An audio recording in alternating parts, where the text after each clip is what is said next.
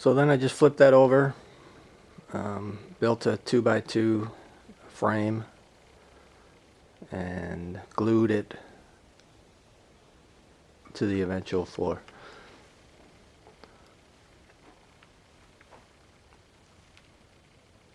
That's what I used to glue it. Tidal Bond 3. I'm going to put some cross pieces in the middle section. So this is 4 foot wide. This is a 4 foot wide section. It's got some little wings, but basically it's 4 foot wide. So split it into 3.